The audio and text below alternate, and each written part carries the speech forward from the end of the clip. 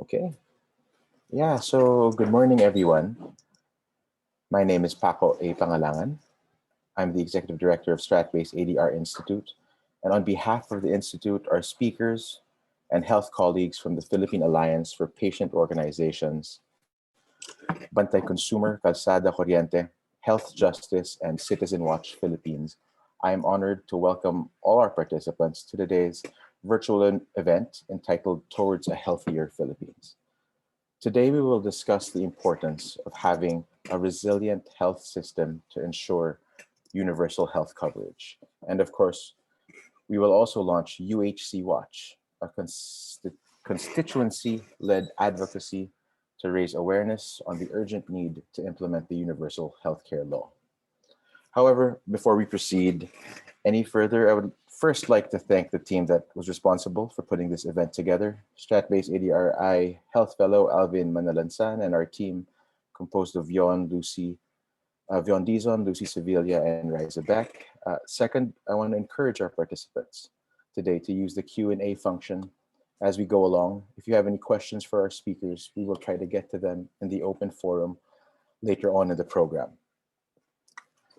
Now, to kick us off, please allow me to a few moments to talk about why our institute supports the objectives of UHC Watch and why I think the urgent and full implementation of the law is essential to moving towards a healthier Philippines.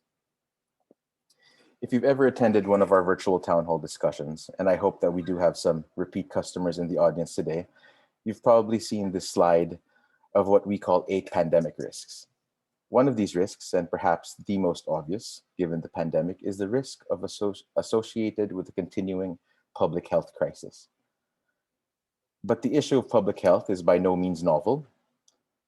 Based on Pulse Asia surveys, even before COVID-19, to stay healthy and avoid illness has always been one of the top urgent personal concerns of Filipinos. And of course, as you can see in the Pulse Asia's most recent survey on your screen now, health is an urgent national concern as well, with about 3 out of 10 Filipinos saying that controlling the spread of COVID-19 is a top concern. And while this chart shows health is one of the top ones, some of you may be asking, how, in the middle of a pandemic, is it not the most urgent one? And this is where I think UHC comes in. And we should go back to the last slide. Oh, sorry, that's correct slide. And this is where I think UHC comes in. And it illustrates to us just how important it is that this law is implemented fully. As you can see in the chart, in the previous slide, above, health is the third in the chart. Above it is controlling inflation and increasing pay. Below it, providing financial assistance for those that have lost their livelihood, reducing poverty, and creating jobs. What all these have in common, ladies and gentlemen, is that they are all economic in nature. The fact of the matter is, amidst the pandemic, many Filipinos do not have the luxury of worrying themselves with their health when empty plates, hungry mouths, and the idea alone of out-of-pocket payments grossly outweighs one's regard for health and well-being. Indeed, this chart gives the popular saying, health is wealth, a run for its money. However, if the UHC law is fully implemented, the law could expand access to healthy services by automatically enrolling all Filipinos in the National Health Insurance Program and would provide equitable access to quality and affordable healthcare services while protecting Filipinos against financial risk. Next slide, please. Tomorrow marks 2 years since the UHC law was signed by President Duterte into law, yet key objectives of the UHC law have still not yet been fully realized, such as the effective implementation of population-based and individual-based health services, ensuring access to health technologies by improving government procurement mechanisms, such as pooled procurement, and the standardization of health information systems for the efficient delivery of health services. For this reason, the launch of UHC Watch today is a welcome development. UHC Watch is composed of like-minded civil society groups committed to being vigilant and watchful that all public health investments are fully in place and efficiently utilized to the benefit of the most number of Filipinos. with the support of civil society. Next slide, please. With the support of civil society and the public and private sector participants that we have here today in this event, UHC Watch truly embodies the much needed whole of society approach to overcoming the health and economic crisis our country now faces. We at Strat-based ADRi applaud this initiative and look forward to the launch of UHC Watch later today. Thank you. Now, without further ado, please allow me to introduce our first speaker. Our first speaker, who will be talking about what is universal healthcare, the patient perspective, is Ma'am Fatima Gurley Garcia Lorenzo. Ma'am Gurley is the president of the Philippine Alliance of Patient Organizations, or PAPO. She is also the co-convener and executive director of Kite Foundation and a certified child life specialist by the Child Life Council. She advocates for patients' rights and is engaged in health policy development.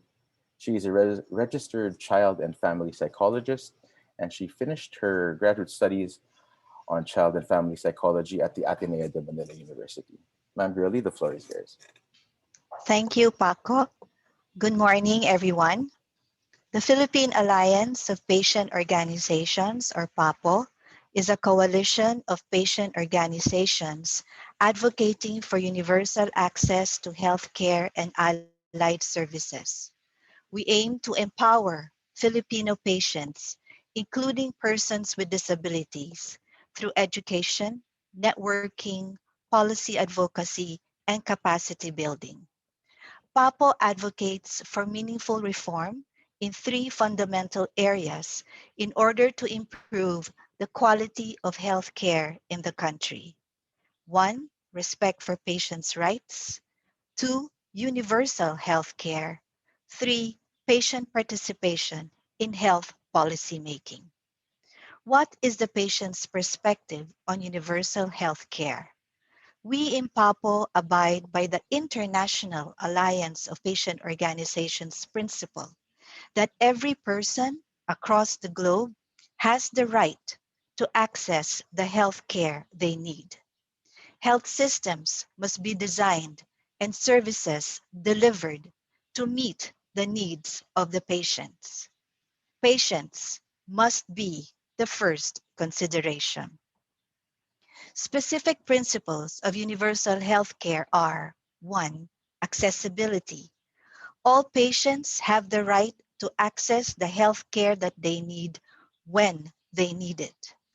2. Patient-centeredness and equity. All people, regardless of disease or condition, age, gender, race or ethnic background, sexual orientation, geographic location, social-cultural background, economic or legal status, must have fair and impartial access to quality health care. 3. Choice and empowerment. All patients have the right to know about the healthcare services that are available. Patients must be able to be meaningfully involved in healthcare decision-making in a variety of ways at the local, national, regional, and global level. Quality. It is not enough for all patients to have access to health care. Provision needs to be safe, of the highest attainable standard, and include a commitment to learning and improvement. Patients need to define what constitutes quality in health care. Number 5, partnership and collaboration. Patients have a moral and ethical right to play a meaningful role at all levels in health and in other areas that can have impact on health and well-being. 6, sustainability and the value of health care. All stakeholders need to recognize the value of health care when considering investing in universal health coverage. 7, accountability and transparency. Accountability and transparency are vital to delivering safe, effective, and affordable health care. All stakeholders need to be held accountable on commitments they made to implement universal health coverage and be accountable to the patients they serve. As a member of the UHC Watch Coalition, PAPO will monitor the implementation of the UHC law according to these principles, particularly the principle of partnership and collaboration. On January 13, 2021, the Departments of Health, Budget and Management, Finance and Interior and Local Government, along with Philippine Health Insurance Corporation, issued a joint memorandum circular 2021-0001 to serve as the guidelines on how the Special Health Fund will be allocated, used, and monitored by LGUs. Local health boards have been tasked with creating the 3-year public investment plan for health to improve LGU's health service delivery, as well as the annual operation plan, identifying programs for short-term implementation. We therefore appeal to local chief executives who are listening now to include patient leaders in your local health boards or at least consult with them on a regular basis. The International Alliance of Patient Organization CEO Kawaldeep Semi said, and I quote, "When patients step in and give their opinion on how a health service could be improved, there is great potential for change. If health planners are wise, they realize that this individual or group of patients have a 360-degree view of what is going on in the health system, and they can pinpoint the bottlenecks and identify patient-led innovation in the health sector. You cannot undertake any health policy change by law without first referring to patient groups and consulting with them. Patient groups directly contribute to the betterment of the health system.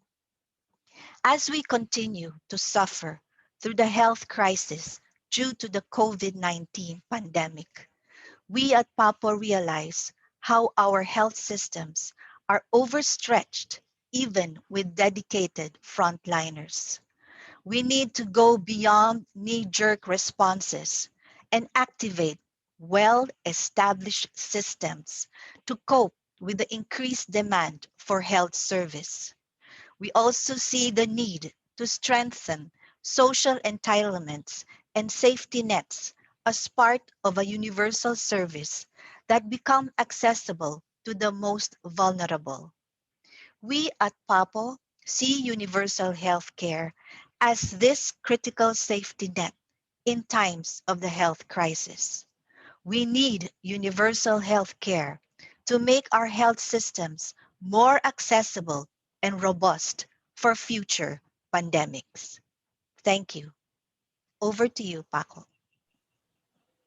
Thank you, Ma'am Grady. Uh, Thank you for that, giving us that patient's perspective on UHC. Uh, Next up, please allow me to introduce our next speaker for today, Professor Louis Montemar, the convener of Bantay Consumer Calzada Corriente, or BK3. Professor Montemar has 2 decades of experience in education and development work. He's currently professor of sociology at the PUP in Manila and has conducted several research on education, policy, science, and governance issues and local governance. He is also the president of the Board of Trustees of Infance Philippines, a non-government organization that runs development programs in urban poor communities. Professor Montemar, the floor is yours. Good morning, Paco. Good morning, everyone. Before I start, let's just share a personal note before I read PK3's statement on this UHC watch network that we have. For the last months, I have been recovering from a stroke that I experienced in August of 2020, and for most of 2020, time just slipped away and passed me by, and I was really patient. And so to me, I really see all this discussion now as a very real and important concern. I experienced two craniotomies and weeks of physical therapy and occupational therapies. And in all that process, I got to meet a lot of patients, and many of them are marginalized Filipinos who barely could afford medical services and supplies. And so, as I read to you now, Bantay Consumer Corriente Calzadas statement, I really feel the import of each and every word that I will share with you. Is a group of consumers that started out with some concerns on very consumer issues like electricity and transportation. But now we are here speaking on health, because we see that the constant and active participation of all stakeholders adopting a whole of society and people-centered approach to fight the current health crisis is vital and pivotal to improve overall health system performance. The direct link of health to the dynamics of ecosystems is a hard lesson that we all must now recognize and address with urgency. As we mark 2 years since the passage of the Universal Healthcare Act, BK3 thus joins this UHC Watch advocacy network, especially in solidarity with its call for transparency and accountability. We must work together to keep the general public aware and vigilant, as huge resources will necessarily be disbursed to gradually improve our healthcare system. Consumers now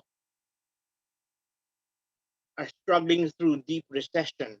We want to see an accelerated pace of execution of the health services mandated under the UHC Act. But let us be reminded that COVID-19 is not the only disease that continues to threaten our people. As a matter of fact, the number of mortalities from other such as disease and cancer are alarmingly way above that. I only realized how widespread the cases of strokes in the country was when I was myself a stroke patient. I didn't know how many. I didn't know how many patients there were, and I was really surprised. So I think that we should be really concerned about this Universal Healthcare Act. The sad reality is that this pandemic is severely affecting how we are able to address the treatment of these many other ailments. For ordinary consumers, talagang bawal magkasakit simply because we cannot afford to get sick. Needless to say, we are hoping that this reality can now be significantly addressed with the UHC Act now in effect. Indeed, health is the most urgent concern of our people, especially now that millions of households are in dire straits just trying to get to their next meal. A family member getting sick is the last thing we all need. Should this happen, the quality of assistance that will be made available or accessible through the UHC programs would be a most important gauge of government's performance in caring for the people. uh, the cost of healthcare is the number one concern of the average consumer.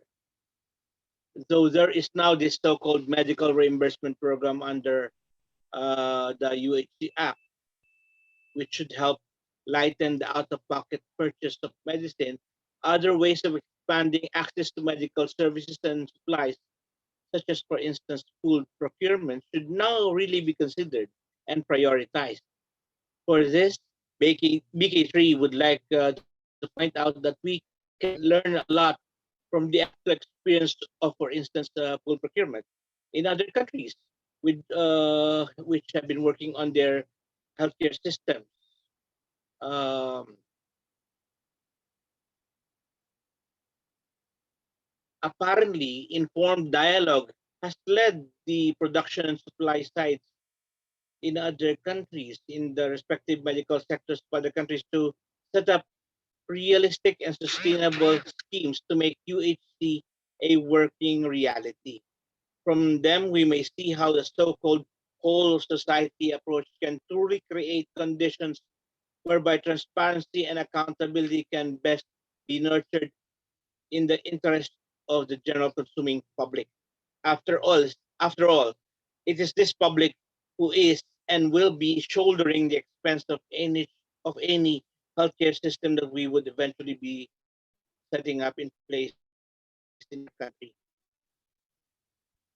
Now, to titillate perhaps our imagination, let me put things another way. As that popular Filipino adage points out, ang sakit ng kalingkingan ay dama ng buong katawan, di po ba? Kaya ang buong katawan ang kailangang kumilos at ang iba't ibang parte nito ay kailangan makipag-coordinate, hindi lamang ng kalingkingan. To follow through on this metaphor, we wish to underscore that in the final analysis, napakahalaga ng usapin ng pamamahala ng ulo o ng pangulo, dahil doon nagsisimula at nagmumula ang mga desisyon kung paano ikilos ang buong katawan at ang iba't ibang bahagi nito. This is why there must be good governance. Hence, BK3's central concern for transparency and accountability in the implementation of the Universal Healthcare Act. And again, allow us to clarify. We say Pangulo, but we need not be fixated on personalities. We are, after all, a nation of laws and not merely of individuals. Our body politic is supposed to be run under the rule of law. And now we are truly glad that the governing law is already there, laid out in the form of the 2019 Universal Healthcare Act. The challenge for us then is to flesh it out. This challenge is daunting, but we have to rise and face it. Thus, we must go beyond our narrow sectoral and personal interests and differences. Dahil para sa kagalingan nating lahat, ito at ng mga darating pa nating henerasyon. Maraming salamat po. Paco? Thank you, Professor Montemar, for sharing with us expectations of the Filipino consumer and how to improve improving the challenges in the healthcare system. For our next speaker, we have Mr. Paul Perez. Mr. Paul Perez is skilled in integrating marketing communications with a special focus on brand stories and experiential marketing. Mr. Perez is the managing director of TGSC. I saw the rebrand, and is the co-founder of Project Brave Kids and Play Pilipinas. He is the president of Cancer Coalition Philippines, that aims to be the driving force in inspiring breakthroughs, catalyzing adoption of innovations and good practice models for safe, quality, accessible, and affordable cancer care, better health outcomes, and better futures for cancer patients, their survivors, and their families. Paul? Yeah, thank you, Paco. Thank you, and good morning, everyone. Allow me first to congratulate each one for launching this initiative. Indeed, coming together for a healthier Philippines is always a good idea, with or without pandemic. I'm honored to be invited to share my thoughts about how the health system should prepare to prevent the next pandemic. Though I have to say, I'm no expert on the bureaucracy or the ins and outs of the health system, especially given it's a devolved system, or neither am I an epidemiologist who can come up with a scholarly discussion on this. But allow me to share my key observations based on what happened to cancer patients the last 12 months as president of Cancer Coalition Philippines. So I'm using the lens of patients because, as we know, the voice of patients is as important as any other voice, especially since they're the ones who will be navigating through this system to manage their condition. As we all know, the pandemic has put so much pressure on our health system, or any other health system in the world for that matter, and it revealed its strengths and weaknesses. As such, things have to change. We don't have to wait for the next pandemic to start addressing the gaps. Since it's been over a year now, more and more data has been coming in, both on the economic side and the health side. Thus, things can already be plotted out, even if we're still in the middle of fighting one. To our minds, COVID has two victims, those who got the virus and those who are immunocompromised, like people living with NCDs or the non-communicable diseases. We have read this, we have seen this. NCD patients are the collateral damage of this pandemic. Just a few days ago, WHO released an information which revealed that the impact on NCD, specifically cancer, has been quite stark, with 50% of governments having cancer services partially or completely disrupted because of the pandemic. The report says delays in the diagnosis are common, interruptions in therapy or abandonment have been increased significantly, and it also mentioned that this would have a likely big impact on the total number of cancer deaths in the coming years. As vaccines are being rolled out now to counter COVID, there is still so much uncertainty over which COVID-19 vaccine might be most suitable for cancer patients, given the increased vulnerability of cancer patients. Dr. Andrew Ilbawi of WHO Department of NCD shared during the World Cancer Day celebrations last February 4, which I was fortunate enough to listen in.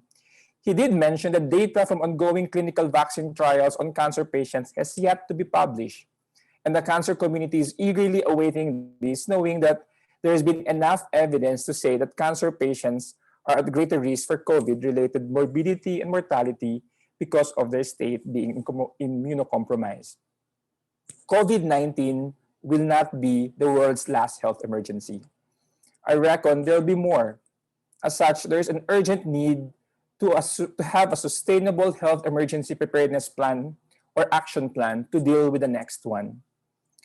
When the pandemic started, and we've heard it in the previous speakers, the whole of society approach was such a buzzword, and indeed it should be. The health department should continue this approach or even make it better in terms of collaboration with different stakeholders to ensure that there's a solid health emergency plan in place. Members of Cancer Coalition were extremely busy during the early days of the pandemic, making representations to IATF, DOH, and to different hospitals to ensure the points of view of patients are included or addressed in the policies being released. Health emergency preparedness should be part of a vision to build a healthy Philippines. Investing in health emergency preparedness makes a lot of economic sense as much as it makes a lot of sense for the health sector. According to another WHO report, investments in preparedness would only cost $5 per person annually, whereas the cost of this pandemic is already tracking $11 trillion and counting. So the preparation should start now. When COVID happened, there are three things that cancer patients had to deal with right away. I will limit to three, given the time constraints. The first one is lack of practical support. The lockdown hit the transport system starting on day one. No commute for the commuters. Though this makes so much sense initially, for cancer patients, this did not help. Those who relied on mass transportation could not physically see their doctor or continue with their treatment in their cancer center. As one patient said, COVID pandemic has stopped everything except his cancer cells. And despite transportation becoming more available now, the threat remains for cancer patients. As a matter of fact, the recommendation from the health sector is that immunocompromised patients should refrain from taking public transportation. All told, government should look into practical support for patients as part of the health emergency preparedness plan. Transport is just one of them. There are multiple other concerns. And when government starts to plot out or a practical support via an exhaustive logistical rollout plan, all bases should be covered, including the challenges of patients with NCDs. The next point I want to share would be on the use of technology. When COVID hit us, we relied so much on technology, and doctors had to switch to telemedicine quickly. But as we all know in the Philippines, technology or bandwidth is very unstable. Aside from the issues of bandwidth, we had to deal with the barriers of adoption, as it is very new, especially to so many senior citizens. Their simple reason is that some patients think it's way too much or way out of their league. Dealing with their own health condition is already stressing them. Then they have to figure out how to operate a tech-based app or platform just to get a consultation. With the telehealth surge, we need to ensure this will benefit not just the few, but the greater majority, not just in the urban center, but even in the far-flung rural areas of our country. We already know that or what a telemedicine can do, especially its impact on the safety of both patients and the medical profession, but it has to reach the greater sector of society and not just a select few. Setting up across the islands is of utmost importance. For an archipelago like our country, or if I may bring into the discussion being a disaster-prone country, government and private sector should invest behind telemedicine and maximize its full potential for the greater good. But then again, it should be brought down to the edges of society to have a full equitable impact for the most vulnerable. Another experience cancer patients encountered was a delay in their treatment as some drugs were not available.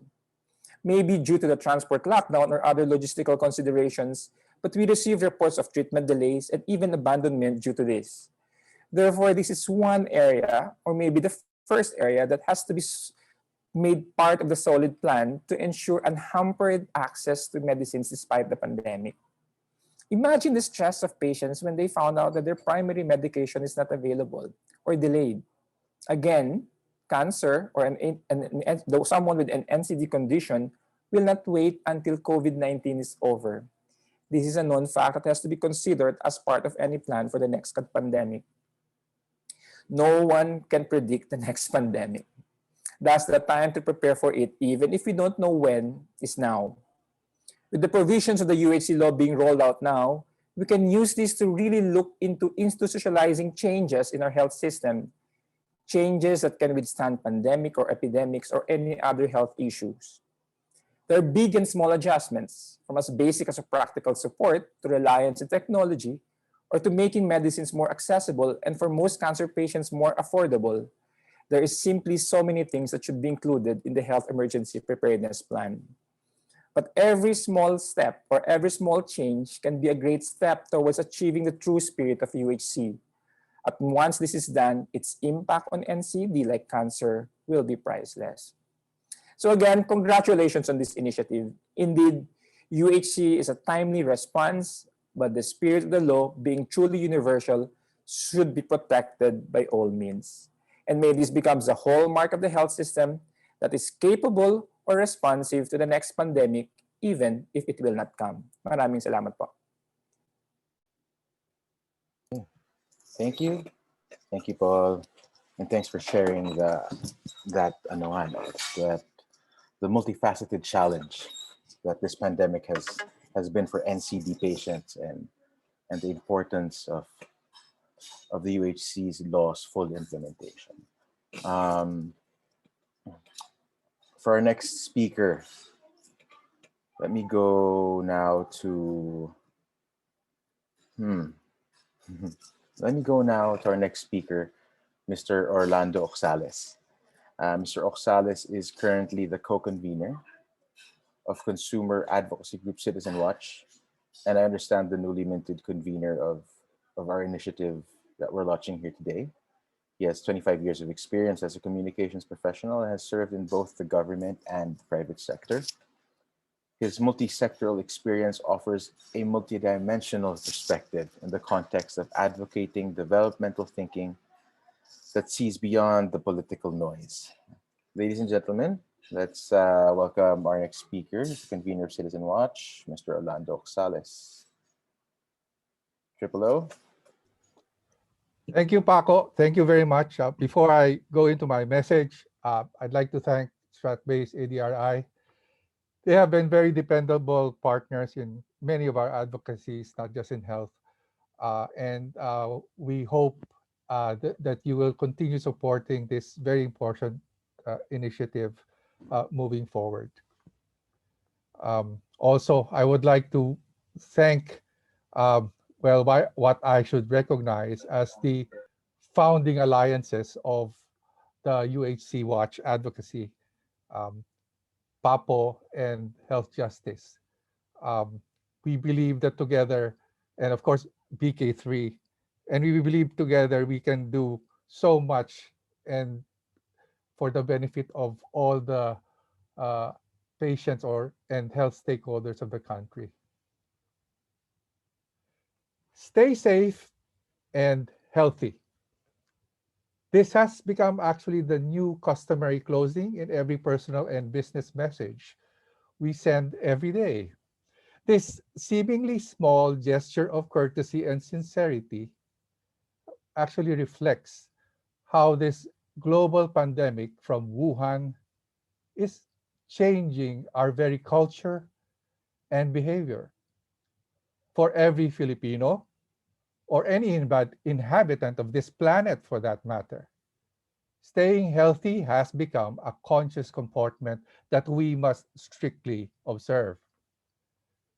Since 2012, national surveys conducted by Pulse Asia on the urgent personal and national concerns of Filipinos have consistently ranked health and avoiding illness as the most urgent personal concern. An unexpected diagnosis or a debilitating injury from an accident can plunge the most vulnerable and even the rising middle class into a financial ruin that will have long-term consequences to immediate or even extended family. This national concern is confirmed by data in the Philippine National Health Accounts released by the Philippine Statistics Authority in October 2019, which revealed household health expenditures were about twice that of government. It was reported that 2018 out-of-pocket expenses increased by 10.5% to approximately 449 billion, or 58.6% of total health expenditures. The report said that the country's total health expenditures at 2018 prices grew by 8.3%, amounting to 799.1 billion from 737.8 billion in 2017. And this was more than 2 years ago before the pandemic. Well, we can imagine how bad the figures would be when these data are updated. This is the environment we are in. The disruptive effects of the ongoing crisis have exposed the weaknesses of our public health system, which the Universal Health Care Law is envisioned to solve. The implementation of our universal healthcare system benefits the economy. The interlinking dynamics of health and the economy and the disruptive consequences of its imbalance is one of the hardest lessons of this pandemic. This is how critical and how urgent universal health care is. A study from KPMG shows well-managed investments in healthcare positively impacts the economy because of the increased productivity of a healthier workforce and increased life expectancy. It shows that for middle-income countries, which have UHC, increasing the average life expectancy by just 1 year could potentially increase the country's GDP per capita by as much as 4%. Healthy workers mean fewer downtimes because of illness. International studies have estimated increasing labor productivity by 20 to 45% in the medium to long term. With new technologies, universal healthcare will transform our health institutions and practices. Studies also show that UHC is a viable tool for transforming health outcomes of a population. Actually, the World Health Organization first called on developing countries to implement UHC by 2015. We may be a little late by about 5 years, but we are about to start. With UHC, we hope to finally realize healthcare equality and rights, leading to eventually end the risk of medical bankruptcies or the economic catastrophe befalling a family because of a loved one falling victim to a disease or devastating accident. With UHC, we hope to see the highest standard services in every healthcare facility of the country. With UHC, we hope to nurture a culture of disease prevention, from early childhood to senior care, from vaccination, nutrition, and healthy lifestyle. With UHC, we want early childhood care, which is foundational to fostering a skilled and productive population needed for sustaining economic growth. With UHC, we hope to see the harnessing of the best technologies to empower our healthcare institutions with digital solutions for pooled procurement of health technologies so that limited funding resources are maximized.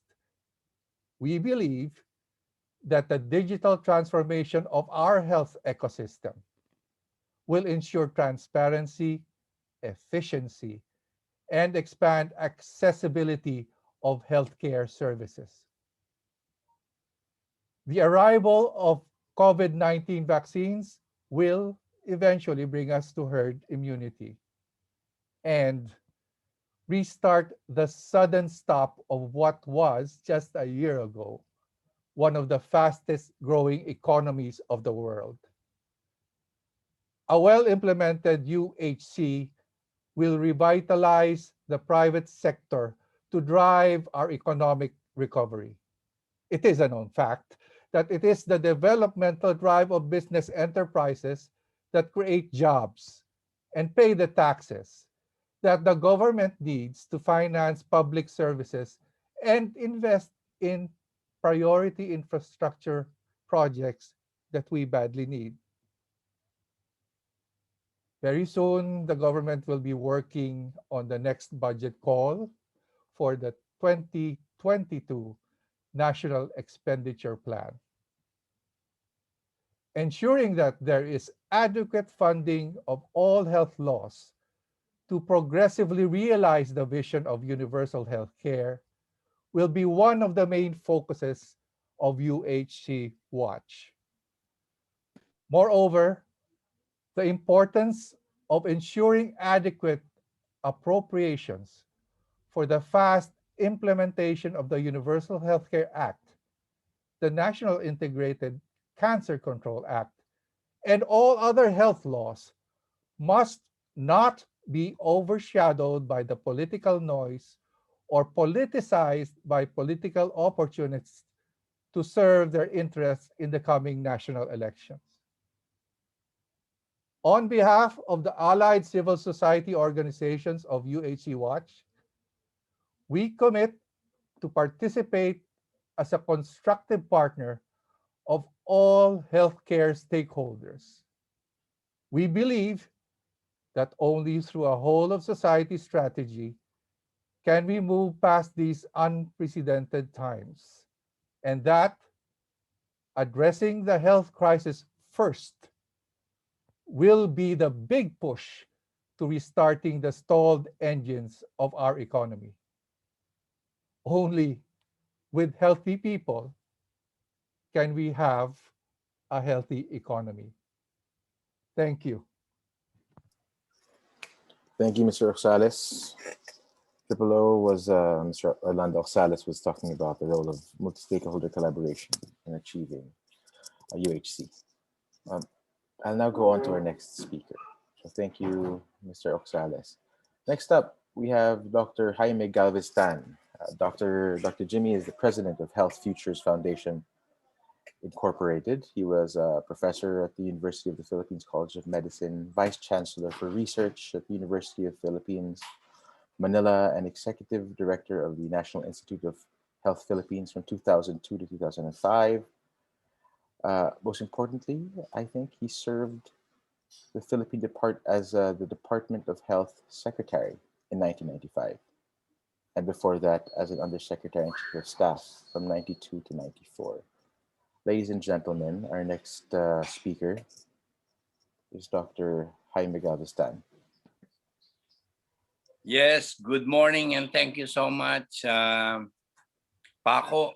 Yeah, you're welcome. Magandang umaga po sa inyo lahat and all to our guests. Thank you for this wonderful opportunity. Of course, I'm representing Health Justice as one of the board members, and we are really excited to become part of UHC Watch. It's a long-awaited law, and finally it's here with us. Of course, it has been there since 2019, and our role in this morning's webinar is really Health Justice was given the role of looking at the history, the development of how we will have universal health care. And I'm so happy to be given this opportunity because really Health Justice has always been into following this up, ensuring through the years. So for my own personal encounter here, universal healthcare has always been a dream for any medical doctor, particularly in public health. Universal healthcare really is a goal. I remember even the UNICEF and WHO in 1978 declared that it's really health for all by the year 2000. Remember, that was 1978, the goal was 2000, and now it's 2020. At least in the Sustainable Development Goals, it is given that we should have universal health care at the global level by 2030, which is what the United Nations have declared the Sustainable Development Goals. So ladies and gentlemen, really thank you and greetings of health and wellness. And the topic given to me, assigned to me is this morning to respond to the journey of the universal healthcare law. As a health insurance, as a health advocate rather, I believe that this is the law and was born because of our continuing pursuit to realize the declaration of the 1987 Philippine Constitution that, quote, I'd like to quote the Constitution, the state shall protect and promote the right to health of the people. So every Filipino citizen, as declared by our Constitution, has the right to health. And that is the inherent right of every Filipino to be given an affordable and accessible and equitable health care. Congressional records will tell us that the components of the universal health care law has been legislated nearly 15 years ago with the passage, of course, of the Philippine Medical Act of 1969. It took really, although it was passed in 69, it was only implemented in 1972. And this was Medicare. However, Medicare was only available to the formally employed, meaning to say the SSS and GSIS, and totally still excluded those who are not formally employed. And therefore, we had to look for a new law. And at that time, just to say, during the time of Secretary Flavier and being his chief of staff, we reviewed the findings of a social health insurance, meaning to say to have social health insurance available to all which was limited by the Medicare Act. So this was followed by the devolution of healthcare services to LGUs when the Local Government Code of 1991 was passed in 1991, okay, and then implemented already in 1992. And in 1995, the National Health Insurance Act, or the Social Health Insurance Act of the Philippines, now known as PhilHealth, okay, was established, and it celebrated the 26th anniversary of PhilHealth only last week in February 14.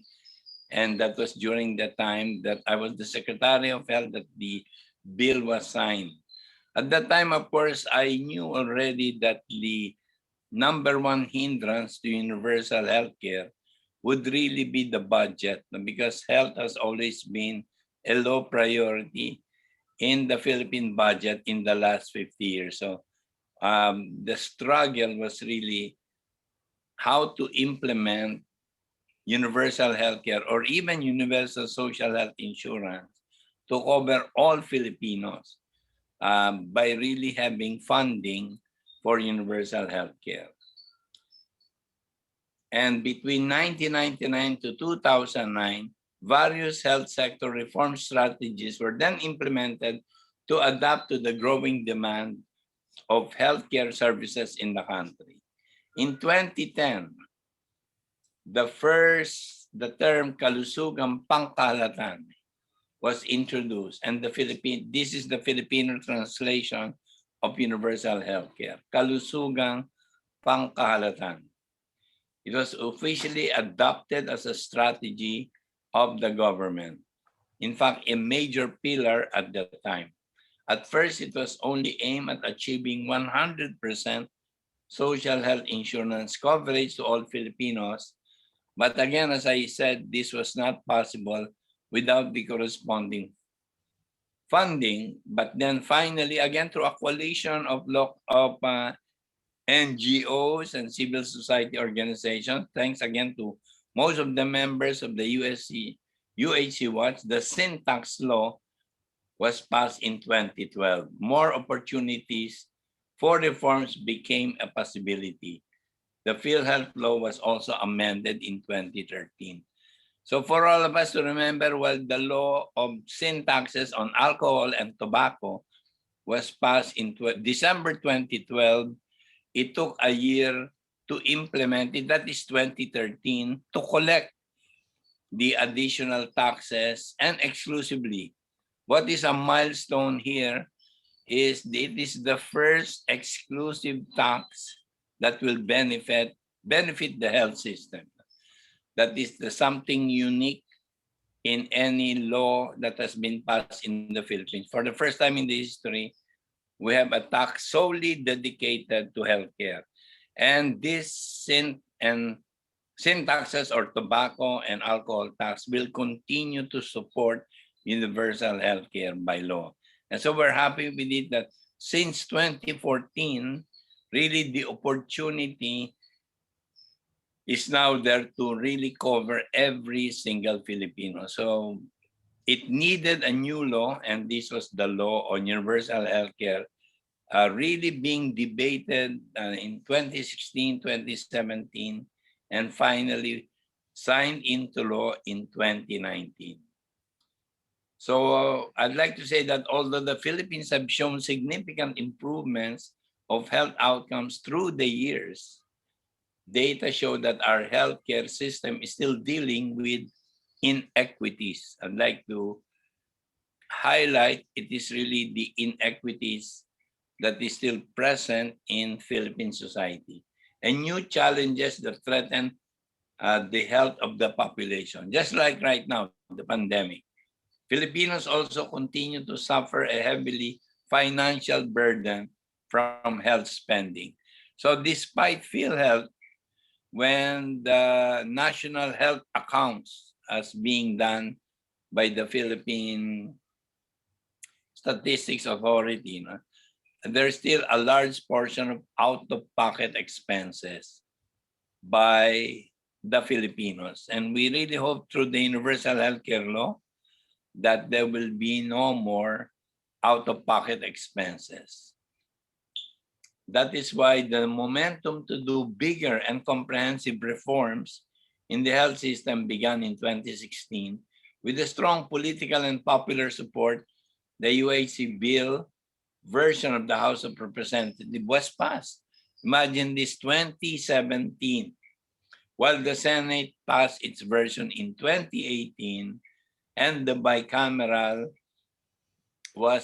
report was passed and ratified before the session ended in the same year, and finally signed into law in February 2019.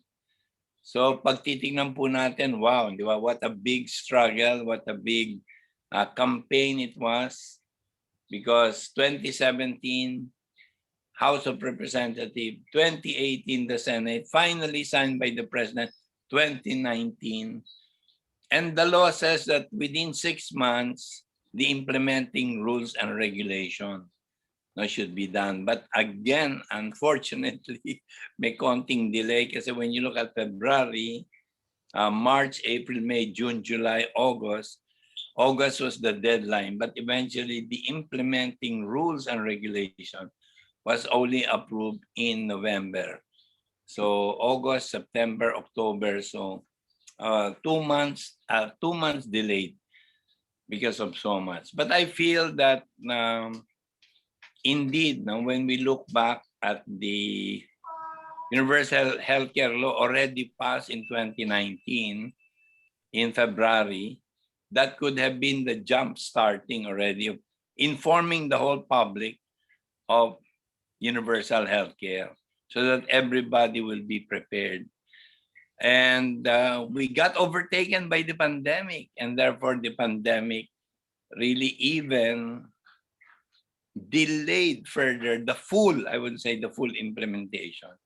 Actually, for me as a public health expert, I feel that if we did implement universal healthcare law, even upon its signing, meaning to say disseminating the information, and by the time the implementing rules and regulations in November 2019 kicked it off in the key implementation sites, our pandemic situation probably would have been better. That is on hindsight.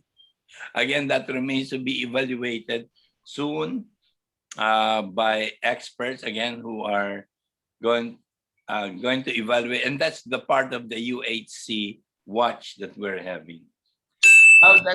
Now that I'm sorry, yes, I will end now. Now that the UHC law is in full swing, despite being in the pandemic, we hope that our government will not lose sight and continue to prioritize the reform needed by the health system. Our group, Health Justice, is particularly keen on seeing how health promotion will be given the needed resources in order to keep our population healthy and productive. Just to say that one of the key features of universal healthcare is health promotion. For the first time in the history of public health in the Philippines, health promotion is being given its rightful place.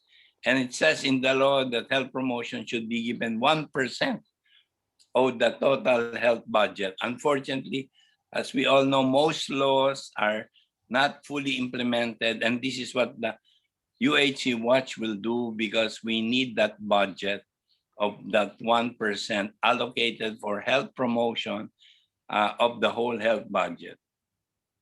And I would like to thank our partners, particularly Citizen Watch and the PAPO, the Philippine Association of Patients Organization, and the other civil society groups who have expressed support to join the UHC Watch, and many more that I may have not mentioned this morning. But let me just say that today is a milestone because we need to really work together for the success of UHC, and therefore we need this UHC Watch Network. Maraming salamat po. Mabuhay po ang UHC Watch Network at magandang umaga po sa inyong lahat. Thank you. Thank you very much, Dr. Jimmy, for taking us to the journey of UHC watch, UHC law to becoming a law. Uh, Next up, we're actually moving to the second part of our program, po. And that's where we will hear some messages of support from our, first of all, from our partners at the Department of Health. So I believe that Dr. Villaverde, the Undersecretary for Health Policy and Systems Development at the Department of Health, who oversees health policy and systems development, including health, human resource development, and international health cooperation, has sent in a video, which we will play for you right now.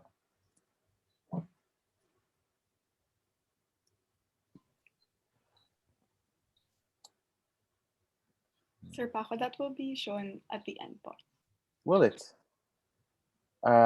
Great. Thank you for the heads up.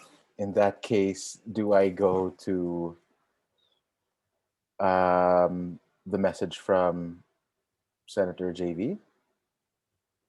Or perhaps the problem is I skipped an entire section, which is is it to open the open, can I have some help here, guys? Is it the open forum? Yes, sir po. Open forum. All right. Thanks so much.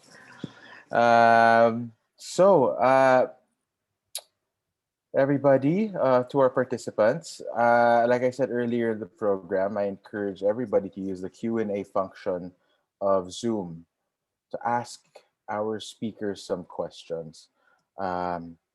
Just to recap, we have here Ms. Gurley Lorenzo from PAPO. We just heard from Dr. Jimmy Gavistan of Health Justice. We have Mr. Orly Oxales from Citizen Watch. And we had a speaker from BK3 earlier as well. So please feel free to type in your questions, or even just comments of support, or if you have questions about the initiative.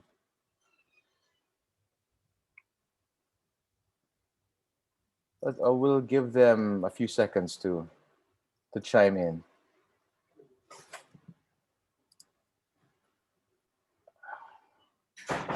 Okay, well, I actually have a couple here. So I'll just go through these first. So we have one here. Yesterday at the Usapang KP, where guest speakers and reactors were medical practitioners and professionals, what was emphasized was wellness healthcare instead of sickness healthcare. It was claimed that the present system should be on wellness and not mere sickness. What can you say? Anybody?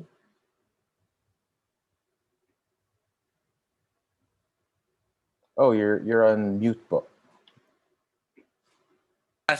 Your last line, I did not hear it quite distinctly. Of course, I'll repeat. It was claimed that the present system should be on wellness and not mere sickness. What can you say? Well, for me, it's very important. That's why I highlighted in my earlier presentation that I considered the inclusion of health promotion in the Universal Healthcare Law as an important provision. Probably when that question came up, the question came from somebody who is not familiar with the Universal Healthcare Law. Because if one was familiar with the Universal Healthcare Law, the UHC guarantees health promotion. And that, I said, was already a milestone. Never before has a law emphasized wellness. Health promotion. What does health promotion mean? Maintenance of health and wellness. It means having healthy lifestyle behavior. And in particular, of course, in health justice, we promote a smoke-free Philippines. So just in case you're still smoking now and we want to emphasize wellness, please stop smoking already.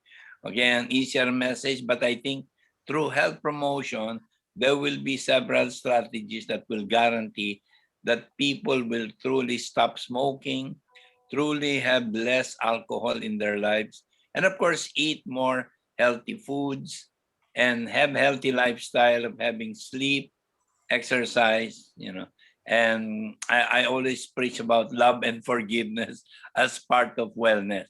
So I would like to assure that whoever sent that question that indeed wellness is part of universal healthcare, and this can only be done, I'd like to put it this way, as a public health expert, this can only be done at the community level.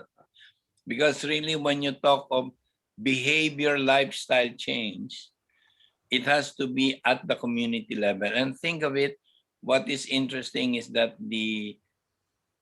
this will now be funded, and this is where UHC what should go. No? I mean, to ensure that health promotion is given the right perspective. I'm happy about to tell everyone that health justice has been in dialogue with the Health Promotion Bureau, and I'd really like to thank Dr. Beverly Ho, right now the current Bureau Chief of Health Promotion. But for one, that's a good sign. The DOH has already implemented to create the law by creating the Health Promotion Bureau.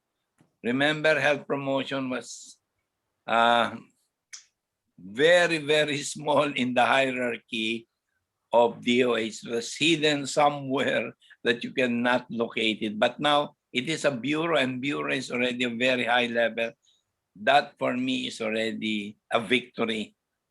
But again, the struggle will be ensuring that there will be funding to do health promotion, and that is promotion of health and wellness in every barangay in the Philippines. That means 42,000 barangays in the Philippines should have, and that's part of really having healthcare, no? For everyone, healthcare for all, and every Filipino having the right to health is the right to know the information, to be well, to be healthy, to maintain it, to preserve health, and of course, in that case, healthy lifestyle, good nutrition, and good healthcare, and really a smoke-free Philippines and good healthcare at the community level. So thank you. That's my answer to that question. A long answer, but really, I think all of us should be delighted that there is now a health promotion bureau in the DOH and someone to take care of health promotion so that somebody's accountable to promotion of health and wellness. Thank you, Paco. Thank you very much, Po. If I have another question here, maybe you guys would like to answer this. So we actually have one question here, which I'll connect to another. Will the Philippine Rare Disease Law of 2016 be included in the objectives of funding health laws? And I think that this question about the rare disease law is also related to another phone-in question that we got about how the implementation of UHC contribute to continued progress while taking into account emerging and new health priorities. Are they related? If they're not, please let me know. But maybe we can ask Papo to weigh in on this. I think the core question that I was asking is how can the implementation of UHC contribute to continuing progress while taking into account emerging and new health priorities? Girly, would you like to weigh in? Yes, thank you, Paco. Let me answer first the question about the rare disease law. You know, we have really been partners with the Philippine Alliance of Rare Disorders, and they are the proponents of the rare disease law, and we are as frustrated as they are because it has not been implemented to this day. And we have been appealing and helping them really push for the implementation of the law. So hopefully our DOH partners here, we hope that with us, patients already clamoring for the implementation of the rare disease law, we hope that you will heed our call, please, because we know that there are already children who are dying because they don't get the necessary medicines for their disease. Now, with regard to the improvement of the health system, that is exactly why we are pushing for patient participation. Patient participation in crafting policies, patient participation in implementing and monitoring policies. We have a tagline, nothing about us without us. So hopefully our policymakers will always have us at the table. So we will be able to give feedback. And like what we said a while ago, we know what's happening on the ground. So listen to us. Listen to us so that we'll be able to give good insights. Thank you. Thank you. Yes, sir, Jimmy. Go ahead. Yes, can I add? Thank you so much, Girly. I support fully patient participation in all policy decision making, and I hope really that the patients will be, because that's part of the right to health of every Filipino. A little bit of a comment on those rare diseases and very special diseases. I know that can be very expensive in taking care. That's why, what again, I'd like to highlight the value of health promotion, because even all these rare diseases, there is an element of promotion, prevention, as well as wellness and health, no, maintenance. And we have already one in the implementation, and I'm quite, as in a sense, satisfied with this is the newborn screening. In newborn screening, which has been there, if I remember right, since year 2000, this guarantees the right of every child born in the Philippines and paid by PhilHealth to get newborn screening, to already know if they have already one of these, well, at that time, 5 rare diseases that are present genetically in newborn children. And now I'm happy that even the newborn screening has expanded to so many more screening, which of course is very costly, but the cost is very small compared to the disease that will be expressed. So I would also like to join the call of Papo that really, and whoever asked that question, that we would read, we are very supportive also of people with those rare diseases. But again, the real challenge is bringing it at the community level, because I have been working right now in South Cotabato, as we have active programs in East Samar, in Palawan, and even in the poorest municipalities of Batangas. And just to show that there's so much neglect, so much to be found out about diseases, even in the poorest of the poor areas, or what we call the geographically isolated and disadvantaged areas, or GIDAs of the Philippines. I think that's the challenge for also people with rare disorders. Thank you very much. Thank you. Thank you, po. We have a question here for Paul Perez. Paul, would you be open to answering a question? Yeah. Great. Okay. So, Paul, we have a question here. It says, as the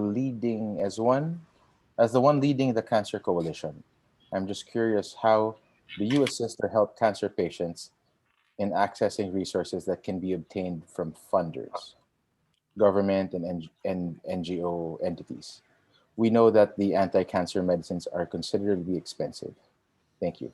I think this is a good opportunity for you also to discuss your advocacy with on the implementation of the cancer law. So, Paul? Yep. For that, yeah, the law was signed 2 years ago, February 14, to be exact. And I think the challenge now is really on how to really implement it and ensure that the true spirit of the law comes to play. We do recognize that a lot of the success of the law really relies, or it's banking on adequate funding. And the good news is that for this year, we have something to move forward. We say good news because it's coming from a very low numbers the previous year. So this year we have over 700 million. So to really bring it down to our cancer patients is the next challenge that we're really working with DOH to ensure that it will trickle down to those who really are in need. But of course, given that our resources or the government's resources are not endless, may hangganan, so to speak. For 2021, they're looking at priority cancers as the way to support. But I think that will not, or as far as Cancer Coalition is concerned, we will continue to push so that every single cancer across all ages and across all genders will be covered. The whole law actually will not just like latch on funding. It's the whole healthcare continuum or the whole cancer continuum will be affected. It will have to step up in terms of really delivering a better cancer control and a better cancer care for our patients. But it starts obviously with the very basic need, which is enough funding for drugs for our cancer patients. One of the challenges though is that because of COVID, there are a number of things that slowed down or a number of things that stopped. And I think DOH now is really rolling out a lot of programs to really catch up. And we've heard in previous discussions from Secretary, USEC rather, Mina Kabutahe, and even Secretary Duque, who are really committed to ensure that the law will actually, will feel the full power of the law as we move forward.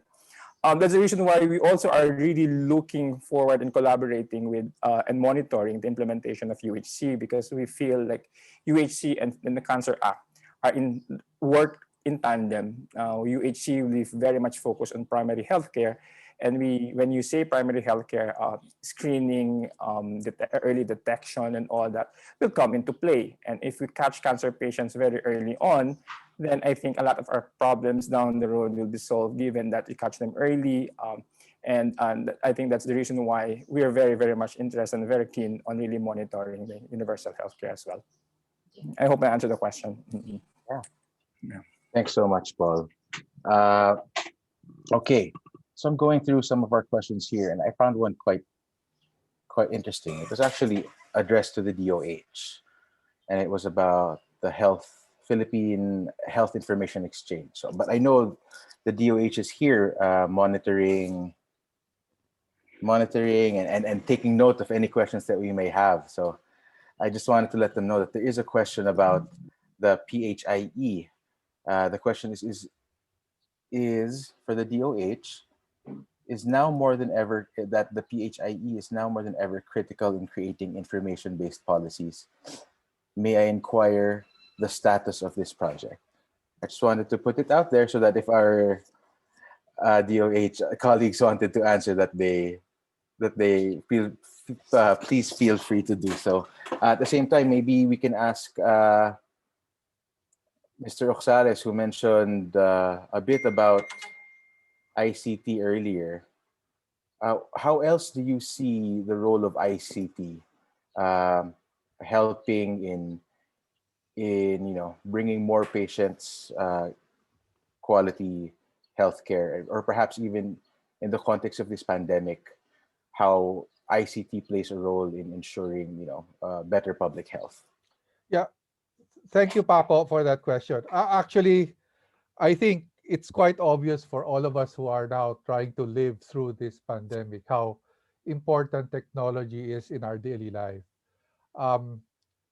All of us here in this session, this session and exchange of ideas and insights could not be possible without these new technologies, especially digital technologies.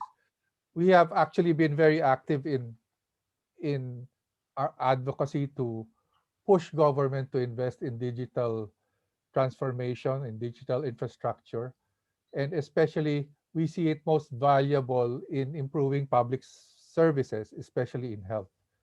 Connected to the first question of the information exchange of the DOH, I do agree that it's really, really long delayed, and the benefits for the whole health system and especially the patients. Imagine being able to health centers or doctors being able to easily access securely, of course, with all protection of data privacy, your important medical data in delivering their health services.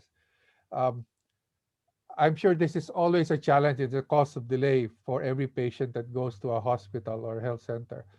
Um, Also, um, when I mentioned about procurement because um, lowering cost is very important, especially for us consumers. And I think it's not really a big debate on how efficient procurement, especially in health technologies, which actually includes medicines and all sorts of equipment or anything related to delivering health services, uh, to be able to efficiently procure and be able to maximize the resources of government, which is always limited, in maximizing the access, for example, in delivering all of these healthcare programs under the UHC. Um, Really, there's really no more reason for us to dilly-dally about going into technology because the world is into it. Unlike before, because of uh, cloud-based solutions, there's not too much investment in in in enterprises or institutions to install their whole infrastructure. All they need really are the devices and the software, the applications and solutions they need on a subscription basis, and it can be fully um, customized to their needs. And really, it actually transforms the whole bureaucracy of government. It transforms the whole health system because we're actually ready for it. Imagine, uh, I just heard so many reports or updates on data on the Philippines being one of the most IT savvy people in the world. There are more phones here, smartphones here than the whole population, and access um, to cloud services, to broadband services, is gradually becoming more and more accessible everywhere. And we see investments in this being pushed by the private sector. So uh, really, this is one of the major advocacies that Citizen Watch will actually be pushing uh, in relation to the UHC, which is really digital transformation of the whole health sector ecosystem. Thanks. Okay. Thanks, Triple O. Dr. Ginny. Yes. Of course po. Go ahead. You're muted lang po. Again, thank you, Paco. I fully support, no? Do I call you Orly Orlando? Yes, Orly, yeah, like the airport. Orly. And I again the statement of Paul Perez. But let me just add, because I would not be able to stay, probably because health justice will stay. I'm sure Ralph de Golation is there. I just like to add that to highlight governance, governance and public accountability in the implementation of universal healthcare law. And this is where the whole of society, the whole of government, and the whole of systems, which is in the law of universal healthcare, is very important. What I'm trying to say, si Gurley, sabi niya, okay, not fully funded. Paul Perez, not fully funded pa rin yung cancer. Orly is great. I share your optimism that we can do it. ITC, and even at I really like at the community level that everyone or every barangay, of the 42,000 barangay, will really have the communication technologies present in every, because that's what's truly needed in universal healthcare. Now, let me just cite that many people are always citing funding. Now, I'd like to really give assurance that there is truly enough money because of the sin tax law. And health justice, and all of you, I know, we continuously campaign for even increasing taxes. No? Remember, our taxes for cigarettes, alcohol, and even vaping are still very low compared to Southeast Asian partners. No? And I'd just like to mention, first of all, there is enough money. There are funds. Unfortunately, and I attended, I'm sure all of you attended the hearing of the Department of Health last week about the hearings on the budget for 2022. No? My reflection there is there's so much money, but unfortunately, it is not being used efficiently. Okay, so maraming pera na hindi nagagamit. No? Like for example, I would like to say that the sin taxes have been increasing through the years and will continue to increase because of already additional laws. And as I said, we have not even achieved the full taxes against cigarettes and alcohol. I'll just like to give one clear example of this. Our cigarettes still cost only 100 peso a pack, but in Hong Kong and in Singapore is 400 pesos a pack. In Malaysia and in Thailand, it's 300 pesos. Sa Pilipinas, 100 pesos pa rin. So isipin mo, kung sa Pilipinas maitataas natin yung taxes that every pack of cigarette will at least match Thailand and Malaysia na around 250 pesos to 350 pesos. Ang laking pera noon. For rare diseases, ang laking pera noon. For cancer, ang laking pera noon. For ICT technologies and many, many more. No? So yes, sabihin na lang natin maraming pera, pero ang susunod ngayon is therefore UHC what should go into real the governance. Na maggamit rin po itong perang ito. I think it's a dialectic kasi ito yung pera hindi magamit ng DOH at ng PhilHealth. Diba? And sasabihin ng Kongreso, hindi nyo magamit yung pera, so babawasan namin. Hindi nagagamit. No? So let's just say that if you read the reports of the Department of Finance, the bright shining light in our economic recovery is the continuous increase in the collection of taxes on cigarettes, vaping, and as well as alcohol. No? So gusto ko lang ma-assure po ang lahat na there is money. Ang kailangan na lang po natin gawin sa UHC Watch, siguraduhin po. And I think yung sinasabi ni Girly, sinasabi ni Paul, I think it's about time that if kung hindi maggamit ng Department of Health at PhilHealth, the law allows that this money be outsourced to private organization. Kung for profit yun, of course, it has to be bidded. And for NGOs like PAPO or the Cancer Coalition, I think it is the right of every organization to also receive funds to implement the program that hindi naman talaga kaya, no? Hindi talaga kaya ng DOH, PhilHealth alone, or now local government. And it would be interesting that if funds, yun ang aking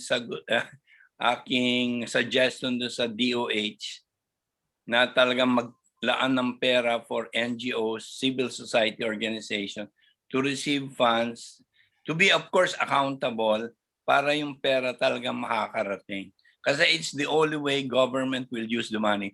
I have been Secretary of Health at gusto ko sabihin, nung panahon ko, ubos na ubos yung pera. It was only 5 billion isipin mo ngayon 220 billion. My budget was only 5 billion. Pero I guarantee you it was ubos na ubos because I involved the NGOs. No? Government cannot do it alone.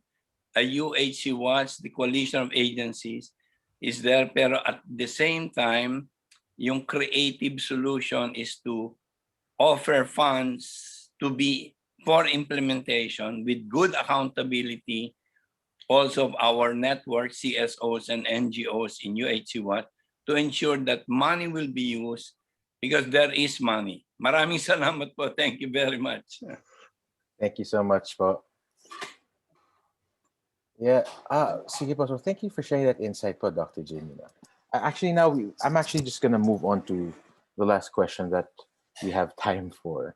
I was going to ask it sana of our colleague from BK3 because he mentioned pool procurement earlier, but I think it's a question that our other colleagues from PAPO and Citizen Watch and Dr. Jimmy can answer as well. And the question here is, how does pooled procurement of health technologies help to manage costs for UHC? This is, I think we highlighted this earlier as one of the provisions of the law that hasn't been fully implemented yet. So I'd really love to hear your insight on that. Thank you. Who wants to go first? Yeah, Paco. Yeah. I think just really to continue what I was talking about earlier is that well, my classic example is how the DBM actually solved a lot of the government's procurement problem when they have the DBM procurement service. And it's just actually a technology solution to many of the requirements of government. What it did, it actually reduced cost. It drives the cost down because it drives the cost of the suppliers, the manufacturers. And it also maintains access to the choice of, in our case here in health, is of health technologies. Being able to be efficient in this kind of system and being able to tap the ecosystem of suppliers, especially medicines, to be able to come up with the most efficient and cost-effective way to deliver all of these health technologies to the patients is actually the main rationale for pooled procurement. Of course, we've heard about the MRP, which is being implemented now. And this is something that we're monitoring very closely because it actually addresses the out-of-pocket expenses of patients, which is important. But I've aired this in many forums and even the DOH Advocacy Council is that we just have to monitor it closely because what we don't want, especially for me as as an NCD patient, I cannot afford to have my medicines unavailable because I have no choice. The worst thing that can happen is when a patient loses access to medicine that they need on a regular basis for their maintenance. So that is actually my biggest probably word of caution in doing such policies. I believe there are so many models in many economies, and I am aware that each economy has a different situation. We have a different situation, and it's really not an apples for apples uh, situation. But that's the reality. Take for example now we're scrambling for vaccines, and this has costs. And really, we have to be more dynamic in approaching how we are able to procure all of these health technologies. And uh, pool procurement is just one of those. Digital transformation is going to be part of it because we lower the cost of operating, and everything becomes very transparent. Okay, thank you. Thanks. And of course, I think I want to give the last word to Gurley from Papo. You feel free to answer the question or just raise some points that you wanted right before we close the Q&A. Yes, I'd like to give importance to gathering data because from the ground, because sometimes even if you have pooled procurement, but you're procuring the wrong medicine, the wrong number of medicines for the people, then it's not going to work. Sometimes we see that in some communities, they order a lot of diabetes medicines, a lot of hypertension medicine, but their constituents don't even have that high level of diabetic patients or chronic hypertension patients. So driving data, everything should be driven by data. So I support that. Hopefully, we will be really be able to integrate the digital, go into the digital world, even for our communities in the farthest flanks of our societies, because we need to gather patients' data to be able to have an efficient health system. Thank you. Okay, thank you, Ma'am Curly. Thank you, Mr. Oxales. So, with that, Noah, I just wanted to say that, we have several questions still here that we don't have enough time to answer. But I just wanted to let everybody know that we're taking note of the questions. We'll be sending them to our speakers, sending them to the DOH, so that if there are questions that they can answer, that hopefully they can. Also, at the same time, as we move on to the second part of our program, the questions can actually keep on coming, and our speakers can actually try to type answers as well, if they're up for it. So with that, I also just wanted to thank all the participants for sending in their questions. We also had several participants expressing support for the UHC Watch, like the Healthy Philippines Alliance, and we also had one from Renzo Ginto somewhere there. So with that, I thank our speakers, and let's move on now to the second part, or to the next part rather, of our program, and that's, as I alluded to earlier, is a message from the Department of Health Undersecretary Mario Villaverde. So if the team can please play that, thank you.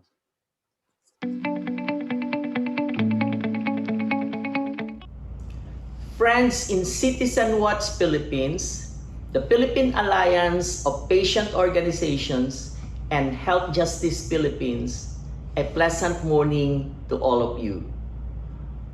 First of all, let me congratulate you on the launching of your new coalition, which aims to ensure the implementation of Republic Act 11223, or the Universal Healthcare Act, and other related laws.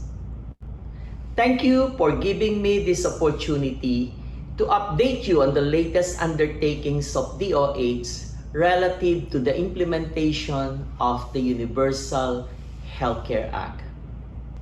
As you all know, the Universal Healthcare Act is a consolidation of past and current health reform frameworks that aim to address the issues of a devolved health system. It is actually a magnification of F1 Plus for Health, which is the strategic objectives and indicators contained in the National Objectives for Health and the strategic trust of DOH for the Philippine Health Agenda. The implementation of a health system that is by the people and for the people through a whole of government and a whole of society approach. Prior to full implementation, operational guidelines that are founded on specific provisions of the law are to be developed and ultimately promulgated by the Department of Health or PhilHealth, and in some cases, together with other relevant government agencies. The Universal Healthcare Act addresses fragmentation issues in service delivery through the integration of local health systems. To this end, the DOH issued the policy on integration of local health systems into province-wide and city-wide health systems. The backbone of these integrated health systems will be the primary care provider networks that are linked to secondary healthcare facilities and eventually to apex or end referral hospitals. To serve as guide to the operation of these networks, the primary care provider framework was also issued. It updated the guidelines on the implementation of the PhilHealth Consulta package as well as standards for accrediting facilities and certifying health workers that would provide and deliver primary care services. The DOH comprehensively defined healthcare service package as either individual-based or population-based health services to guide our DOH hospitals, our local government units, the private sector, and PhilHealth on financing and contracting health services. PhilHealth, for its part, issued its costing methodology of individual-based health services that will inform provider payment reforms. The DOH, for its part, has issued guidelines requiring primary care provider networks to provide population-based health services that at least include disease surveillance system, a proactive health promotion programs and campaigns, and a disaster risk reduction and management system. Guidelines that ensure transparency on the prices of health goods and services have also been issued. The DOH will soon issue a policy on preferential licensing to ensure equitable distribution of health facilities, especially in geographically isolated and disadvantaged areas, or what we call the GIDAs. Also, sets of guidelines are being issued to enforce the requirement of basic and ward accommodation allotment in hospitals, as well as the licensing of primary care facilities, the use of telemedicine by healthcare provider networks, and the adoption of clinical practice guidelines. At present, the DOH endeavors to translate these aspects of the Universal Healthcare Act into capacity building materials or training modules. These are a series of learning modules composed of sets of lectures and panel discussions corresponding to the different sections of the law and its implementing rules and regulations. The lectures are grouped together and presented in a way that effectively contextualizes the vision of the law. Once completed, the UHC capacity building modules will be uploaded to the DOH Academy, the online e-learning platform of the Department of Health. This will provide free and accessible training materials to our Centers for Health Development program managers, the local chief executives, public and private hospitals, the local government units, and all our partner implementers in the public and private sector so that they may be guided in operationalizing the Universal Healthcare Act and its implementing rules and regulations in their own locality. The Universal Healthcare Act has formalized a lot of concepts and strategies that have been implemented in the past. However, this time, they would have to be implemented with synchrony among health sector players and at a larger scale. As our partners in health, please join us in our journey in bringing Filipinos among the healthiest people in Asia. Maraming salamat po at mabuhay tayong lahat.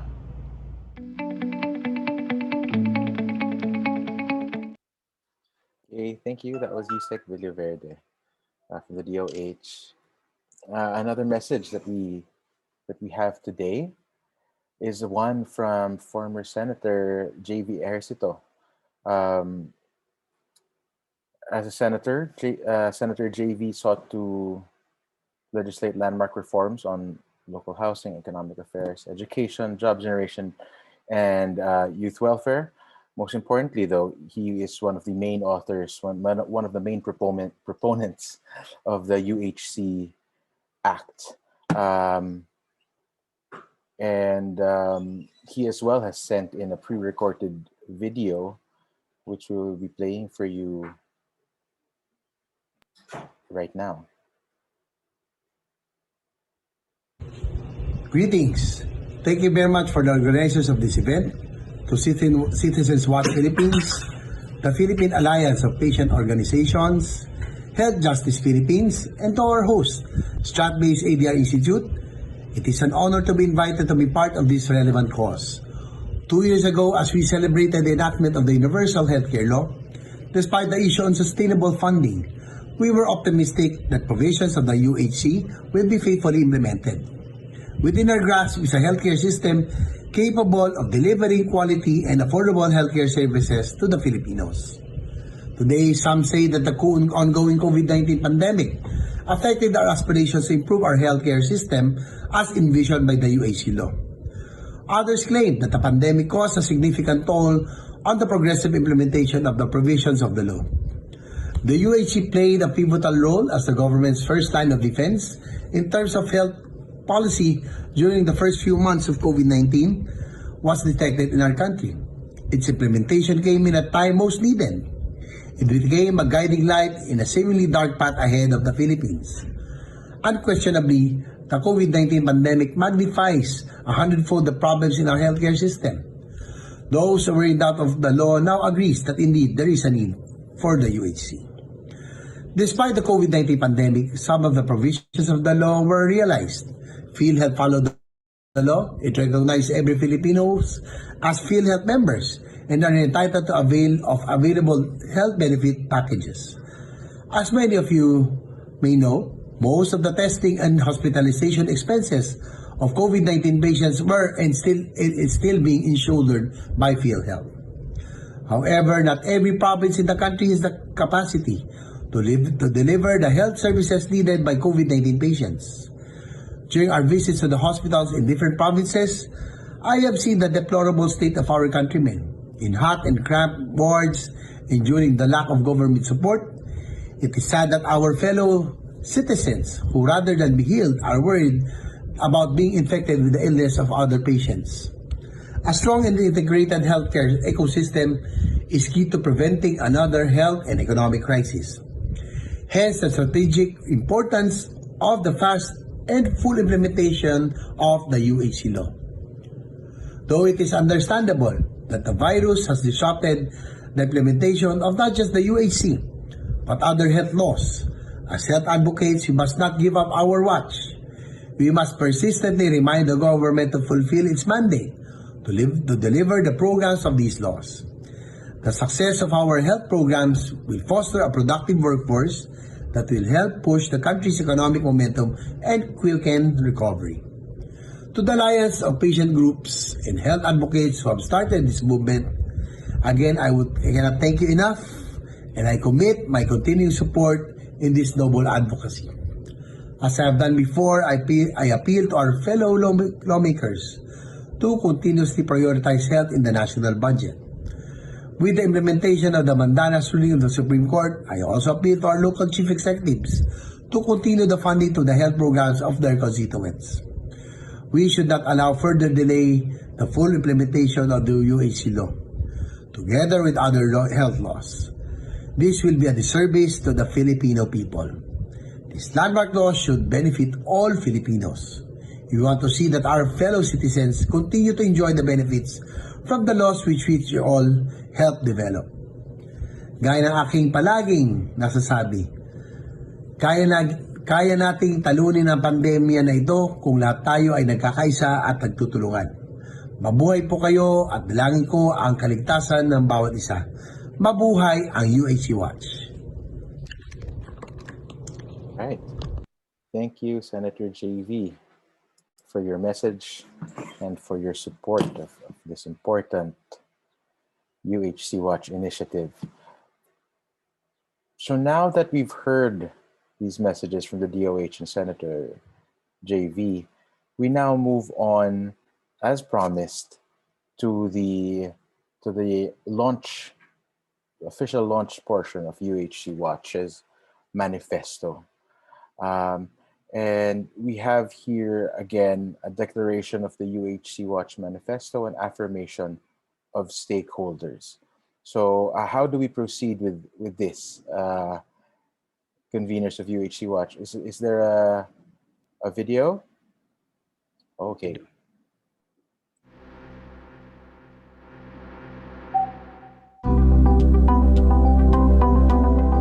The world cannot afford another global pandemic on the scale of COVID-19. Access to reliable and affordable medical and health services is a daily challenge faced by a vast majority of Filipinos. Every Filipino has a right to health. We raise our collective voice and call on our country's leaders to action. We appeal to the government to prioritize the implementation of the Universal Health Care Law. We demand transparency and accountability in the public health system. Institute the necessary reform measures to prevent and eliminate graft and corruption at all levels. We will proactively collaborate in the decision-making process.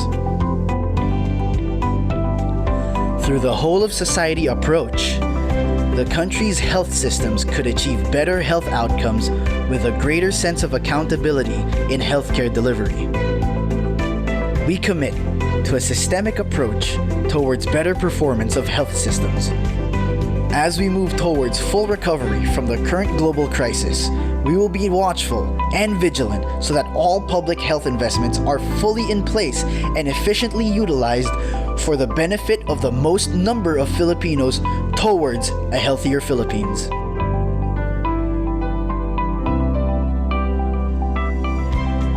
Let us work together to realize universal health care for all Filipinos.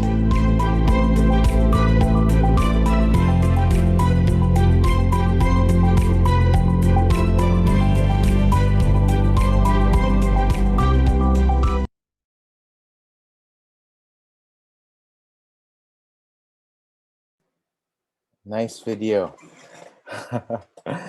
Perfect for sharing on social media. So there we go. That's the manifesto. Mr. Rosales, Bob Gurley, what do you want to do with? Yeah, actually, we decided to come up with that video because we'll be publishing actually the manifesto in full in our webpage, and we thought this video would better express it in this medium. And actually, at this point, I'd like to thank our partners, our allies in Universal Healthcare Watch for working with us. We've actually been working on this since last year. We're very glad we finally launched this advocacy. Ma'am Gurley, thank you very much for all of the efforts. We look forward to really working with PAPO and all of your organizations. I know that every one of your organizations has its own specialty in terms of advocacy, and we look forward in addressing all of them. Also, my sincere thanks for Health Justice for really joining us in crafting the manifesto and mobilizing their own alliance of organizations to join this very important advocacy. BK3, we have been together in other advocacies as consumers, are really welcome to be part of this. We know that they have a very strong following, and as consumers, they feel very strongly about forwarding our advocacy objectives for universal health care. And I'd also like to thank the DOH for the expression of support. I personally, as Citizen Watch, have been interacting with Undersecretary Villaverde since our early years as an advocacy, and we look forward to working closely with the DOH. And we are here as your developmental partners, and we are here to help the DOH come up with solutions and policy reforms. And we are here to help the whole ecosystem actually, um, because that will actually come back to us as consumers and patients in terms of better health care, more accessible health care. Um, Also, I'd like to express my thanks to Senator J.V. Ejercito, um, and uh, unfortunately, who couldn't make it today is also Congressman Helen Tan. Both were the chairman of the health of their committees. Really helped us in shepherding and pushing um, universal health care and the Cancer Control Act. Actually, um, they are our champions in the legislature, and actually we have many friends in the legislature who are helping us in this very important advocacy. And as I mentioned earlier in my message, we are about to start another budget call, and I feel that this will be an immediate um, task for UHC Watch, because pretty soon, as I remember when I was in government, is that uh, uh, the DBM will start calling on all the agencies to uh, to submit their budgets for 2022. 2022 is going to be an election year, and it's going to be challenging and very interesting. Um, this year, we find it's going to be a little too short because, as you may well know, by October, many of our legislators and leaders will be filing their candidacy already. So with that, uh, it makes it more challenging for us to really ensure the implementation of UHC Watch in all the health programs.